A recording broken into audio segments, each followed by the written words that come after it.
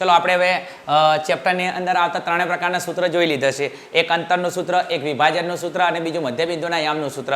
ચલો ફટાફટ હવે પરીક્ષાની અંદર જે દાખલા પૂછાય છે તમે આતુરતાથી રાહ જોઈને બેઠા છો કે સાહેબ અમારા હથિયાર તૈયાર છે, તમે આગળ થો અને અમે પાછળ આવીએ અને હવે કામ કરીએ. આપણે યામ ભૂમિતિનું યુદ્ધ આપણે આ વખતે જીતી લઈએ. ક્લિયર? અને યામ ભૂમિતિ નામનું એક રાજ્ય છે એ આપણે પડાઈ લેવાનું છે. ક્લિયર? ચલો ફટાફટ આવતારો દાખલાની અંદર ચલો ચકાસો કે 5 અને -2, 6 અને 4 અને 7 અને -2 એ સમદ્રી બાજુ ત્રિકોણના શિરોબિંદુઓ છે. શું છે? શિરોબિંદુઓ. શું? શિરોબિંદુ. શિરો નહીં, શિરોબિંદુ है. ક્લિયર? મોઢામાં પાણી આવી ગયું છે પાછું એમ. ક્લિયર? ચલો એક કામ કરો, તમને અહીંયા એક બિંદુ આ, એક બિંદુ આ, એક બિંદુ બીજું. એક કામ કરો, આપણે અહીંયા ઉલ્લેખ નથી કર્યો તો આ કોના યામ હશે? એના. આ કોના હશે? બીના. આ કોના હશે? સીના. બીજું ચકાસો આ ત્રણેય બિંદુઓ સમદ્રી બાજુ ત્રિકોણના શિરોબિંદુઓ છે કે નહીં. બીજું તમે જો અહીંયા દાખલાની અંદર તમને કીધું છે કયું? સમદ્રી બાજુ. હવે સમદ્રી બાજુ એટલે શું? સમદ્રી બાજુ ત્રિકોણ એટલે તો જે ત્રિકોણની બે બાજુના માપ સમાન હોય અને ત્રીજી બાજુનું માપ સમાન ન હોય તો એવા ત્રિકોણને કઈ ત્રિકોણ કહેવાય? સમદ્રી બાજુ ત્રિકોણ. એમ. ક્લિયર ને? ક્લિયર. દાખલા તરીકે ત્રિકોણ દોરી દો અહીંયા તમારા માટે. અહીંયા દાખલા કે A, B અને C. દાખલા તરીકે આજે AB નું માપ, આ BC નું માપ અને આ AC નું માપ. ત્રિકોણની ત્રણ બાજુ હોય. આજે અહીંયા ત્રણ બિંદુ આપ્યા છે. A ના યામ આપેલા છે, B ના યામ આપેલા, C ના યામ આપેલા છે. આ AB નું જે માપ આવે અને આ માપ BC નું આવે, આ બે બાજુનું માપ સમાન આવે અને આ અલગ આવે. એટલે આ ત્રણ બાજુની અંદરથી કોઈ પણ બે બાજુનું માપ સમાન આવે, ત્રીજી બાજુનું માપ સમાન ના આવે તો તમારે લખવાનું કે આપેલ બિંદુઓ સમદ્રી બાજુ ત્રિકોણના શિરોબિંદુઓ છે. પણ ક્યારે? બે બાજુનું માપ સમાન આવે ત્યારે. હવે બે બાજુનું માપ લાવવા માટે આપણે દાખલો ગણવો પડે. ક્લિયર? ચલો એક કામ કરો, આ એના યામ લખી નાખું. આ એના યામ 5 અને -2. ચલો બી ના યામ 6 અને 4. ચલો સી ના યામ કેટલા? 7 અને -2. ચલો એક કામ કરે, પહેલો શું હોય? x, બીજો શું હોય? y. પહેલો x, બીજો y. પહેલો x, બીજો y. ચલો x1 y1, x2 y2, x3 y3. ના ખબર પડે તો x1 x2 x3, x1 x2 x3, y1 y2 y3. ચલો x1 y1 તો x1 બરાબર 5 અને y1 બરાબર -2. એના પછી x2 બરાબર 6 અને y2 બરાબર 4. એના પછી અહીંયા x3 બરાબર 7 અને y3 બરાબર -2. હવે એક કામ કરો, પહેલા આપણે AB નું અંતર લાવો. કોનું અંતર લાવો? AB. ક્લિયર? ચલો AB નું અંતર લાવવા માટે અહીંયા AB. ક્લિયર? બીજું સૂત્ર અહીંયા હું સ્ક્વેર નથી કરતો એટલા માટે સૂત્ર શામાં લખીશ? વર્ગમૂળમાં. તમારી જોડે બે ઓપ્શન છે, કઈ તો અહીંયા તમે સ્ક્વેર કરો. શું કરો? સ્ક્વેર કરો તો અહીંયા વર્ગમૂળ નહીં આવે, કો તો અહીંયા સ્ક્વેર મત કરો તો અહીંયા શું આવશે? વર્ગમૂળમાં. હું અહીંયા વર્ગ નથી કરતો એટલા માટે સૂત્ર શામાં આવશે? વર્ગમૂળમાં. તમે જે રીતના મજા આવે રીતના ગણજો. ક્લિયર? આગળ ચલો AB ની કિંમત લાવવા માટે કોના યામ ધ્યાનમાં લે? A અને B ના. તો મોટી કિંમત x2 છે. ક્લિયર? અને y2 એમ. ક્લિયર? તો સૂત્રમાં શું આવશે? x2 - x1 અને y2 - y1 વાળું સૂત્ર આવશે. કોના યામ ધ્યાનમાં લે? A અને B ના. તો A અને B માં શું છે? x2 અને x1. તો x2 - x1 કૌંસ બાર સ્ક્વેર પ્લસ y2 - y1 કૌંસ બાર સ્ક્વેર. બીજું સૂત્ર ના આવડે તો તૈયાર કરી લેજો. ચલો x2 કેટલો છે? 6 - x1 કેટલો છે? 5 કૌંસ બાર સ્ક્વેર પ્લસ y2 કેટલો છે? 4 માઇનસ y1 કેટલો છે? -2 અને કૌંસ બાર સ્ક્વેર. ચલો આગળ જઈએ. 6 માંથી 5 જોઈએ તો 6 માંથી 5 જોઈએ તો 1. ક્લિયર? તો અહીંયા 1 નો સ્ક્વેર પ્લસ ચલો અહીંયા એક કામ કરો, માઇનસ માઇનસ પ્લસ કરી દો તો 4 + 2 6. ક્લિયર ને? Minus minus is plus, minus minus is plus. Clear ને? તો 4 + 2 કેટલા? 6. ક્લિયર? તો 6 નો સ્ક્વેર. ચલો એક કામ કરો, 1 નો સ્ક્વેર 1, 6 નો સ્ક્વેર 6 દુ 12 કપાળ કોકનું આપણું ને. ક્લિયર? 6 દુ 12 ને સાયો 36. 100 નો વર્ગ કેટલો થાય? 36. ચલો 36 + 1 કેટલા? 37. ક્લિયર? તો માટે AB ની કિંમત કેટલી આવી? વર્ગમૂળમાં 37. તમે જુઓ અહીંયા 37 અવિભાજ્ય સંખ્યા છે એટલા માટે એના ભાગ ન પડે. જો ભાગ પડતા હોય અને કોઈ સંખ્યાનું વર્ગમૂળ નીકળતું હોય તો વર્ગમૂળ કાઢવાનું. ભાગ ક્યારે પડતા હોય? જ્યારે પડતા હોય અને ભાગ પાડ્યા પછી કોઈ સંખ્યાનું વર્ગમૂળ નીકળતું હોય તો ભાગ પાડવાના. ભાગ પાડવાની જરૂર નથી. પણ અહીંયા 37 પોતે અવિભાજ્ય સંખ્યા છે, ભાગ પાડવાનો કોઈ પ્રશ્ન ઊભો થશે નહીં. ચલો AB ની કિંમત કેટલી આવી? વર્ગમૂળમાં 37. ચલો એના પછી કોની કિંમત લાવો? BC ની. કોની કિંમત લાવો? BC ની. ચલો તો હવે આપણે એક કામ કરીએ, BC નું અંતર લઈએ.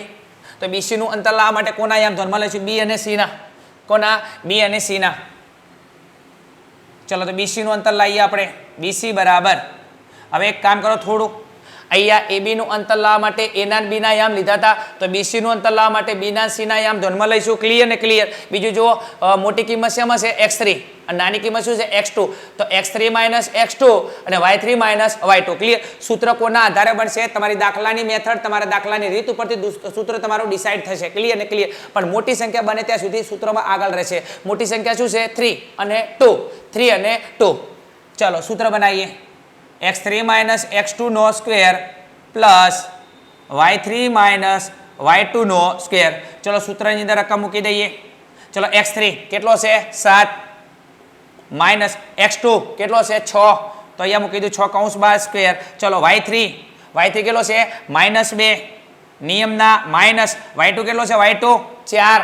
તો y2 મૂકી દઉં કેટલો? 4 કૌંસ બાર સ્ક્વેર. ચલો 7 માંથી 1 જાય તો કેટલા વચ્ચે? 7 માંથી 6 જાય તો 1.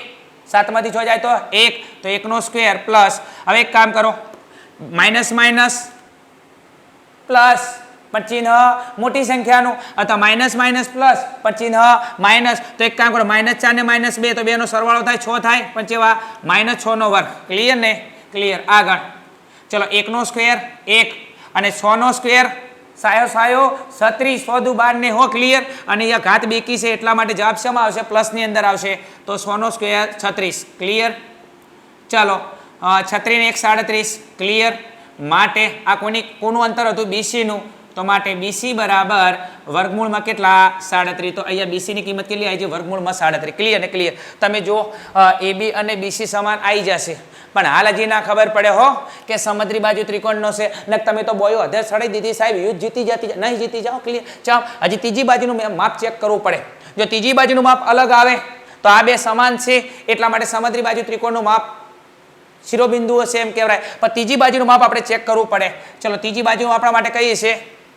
ત્રીજી બાજુ એબી આવી જો, બીસી આવી જો, તો હવે કયો છે? એસી. તો એક કામ કરો, આપણે એસી ના યામ લઈએ, એટલે કે એસી નું અંતર લઈએ. હવે એક કામ કરો, એબી માટે તમે એબી ના યામ ધ્યાનમાં લીધા, બીસી માટે તમે બીસી ના યામ ધ્યાનમાં લીધા, તો એસી માટે કોના યામ ધ્યાનમાં લેશો તમે? એ અને સી ના. હવે એ અને સી ની અંદર મોટી કિંમત શું છે? x3, નાની કિંમત x1, અને અહીંયા મોટી કિંમત y3, નાની કિંમત y1. તો x3 માઇનસ x1 અને y3 માઇનસ y1. ક્લિયર? સૂત્ર બનાવી દો.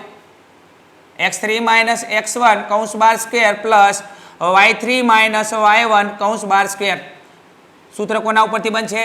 દાખલાની રકમ ઉપરથી સૂત્ર તમારું તૈયાર થશે. ક્લિયર? કે દાખલાની રકમ શું આપેલી છે. ક્લિયર? આગળ નેક્સ્ટ.